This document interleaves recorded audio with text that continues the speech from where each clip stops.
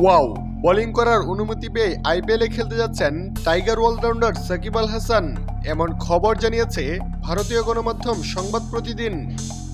শনিবার 22 মার্চ প্রকাশিত এক প্রতিবেদনে গণমাধ্যমটি জানায়, আইসিসি থেকে সুখবর মিলতেই আইপিএল খেলতে মরিয়া হয়ে উঠেছেন এ অলরাউন্ডার।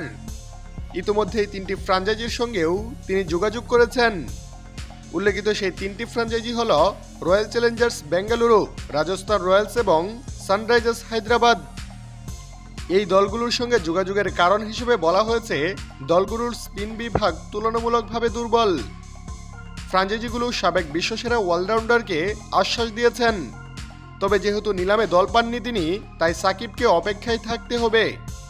অর্থাৎ এই 3 ফ্র্যাঞ্চাইজিতে সাকিবের ঢোকা আপাতত কঠিন। যদি কেউ ছুটে পড়েন এবং বদলি হিসেবে দলটি সাকিবকে উপযুক্ত মনে করেন, তবে আইপিএলে দেখা যাবে সাকিবকে। উল্লেখ্য, বোলিং অকশনের ত্রুটি সারতে দুবার পরীক্ষা দিয়ে ব্যর্থ হয়েছিলেন সাকিব। দেশের ক্রিকেটের থেকে দূরে থাকা টাইগার এ অলরাউন্ডারের জন্য ফ্র্যাঞ্চাইজি ক্রিকেটের পথ খোলা আছে। বোলিং অকশনের নিষেধাজ্ঞা কেটে যাওয়ায় এখন আবারও অলরাউন্ডার হিসেবে সাকিব খেলতে পারবেন।